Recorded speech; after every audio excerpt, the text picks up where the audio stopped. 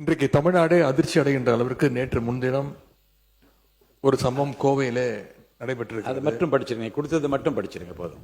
திங்கட்கிழமை எடுத்துடலாம்.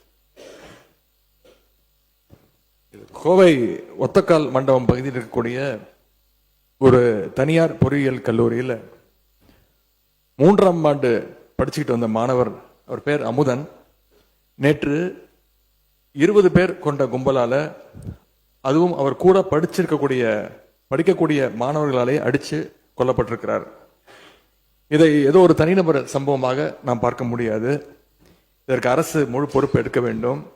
ஏன்னா வழக்கு விசாரணைக்காக மாணவர் அமுதனை நேற்று முன்தினம் கோவை செட்டிப்பாளையம் போலீசார் அவர்கள் காவல் நிலையத்திற்கு அழைச்சிட்டு வந்திருக்கிறாங்க, வர சொல்லியிருக்கிறாங்க.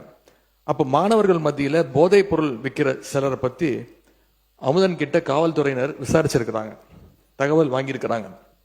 அந்த தகவலை ரகசியமா வச்சு குற்றவாளிகளை பிடிச்சு போதைப் பொருள் விவரங்களை வந்து நம்ம திங்கட்கிழமை குடும்பம் இங்க பேசுங்க. இப்போதைக்கு முடிச்சிடறேன். என்னன்னு மட்டும் சுருக்கமா சொல்லுங்க. என்னன்னு இல்ல வந்து கூட துறைக்கு அனுப்ப போறோம். இல்ல நீங்க கொடுத்திருக்கிற இல்ல இந்த கவன ஈர்ப்பு தீர்மானம் துறைக்கு அனுப்பப்பட்டு முறையான விவரங்கள் மென்ஷன் பண்ணுங்க. ஒரு 4 இன்சிடென்ட் இருக்கு, மென்ஷன் பண்ணுங்க. இந்த 3 நாட்கள் மட்டும் 4 இன்சிடென்ட் இருக்கு, அதை மட்டும் மென்ஷன் பண்ணிடுறேன். போதைப் பொருட்களை பறிமுதல் செய்ய வேண்டிய காவல்துறை போதைப் பொருள் வித்த நபர்களை அழைச்சு புகார் கொடுத்தவர் பத்தின தகவலை சொல்லியிருக்கிறாங்க. அந்த கோபத்துல தான் மாணவர் அமுதனை அந்த கும்பல் அடிச்சு கொலை செஞ்சுட்டதா அமுதனுடைய பெற்றோர் ஊடகங்கள்ல பேட்டி கொடுத்திருக்கிறாங்க. காவல்துறை ஏன் இவ்வளவு அலட்சியமாக நடந்துக்கிறதுன்னு இந்த அரசு ஒரு விளக்கம் கொடுக்கணும்.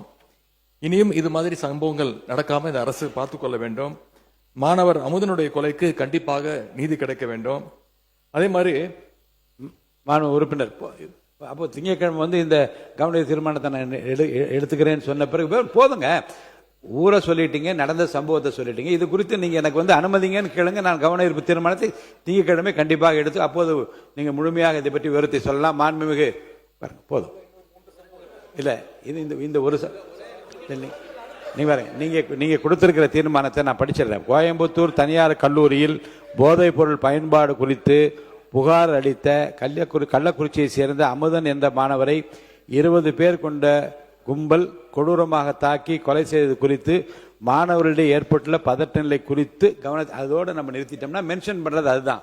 விவரங்களுக்குள்ள நீங்க போகிறதா இருந்தா நான் கவன ஈர்ப்பு தீர்மானம் இல்ல இதுக்குள்ள நான் போகிறதா இருந்தா கவன ஈர்ப்பு தீர்மானமாக எடுத்திருக்கலாமே. பள்ளி பதில் உட்காருங்க. நீங்க மென்ஷன் பண்ணிட்டீங்க. நீங்கள் இதில் இது குறித்து உங்கள் கவலையை நீங்கள் வெளிப்படுத்தும் விதத்தில் நீங்க வந்து மென்ஷன் பண்ணிட்டீங்க. இது போதுமானது மாண்புமிகு பள்ளிக்கல்வித்துறை அமைச்சர் அவர்கள்.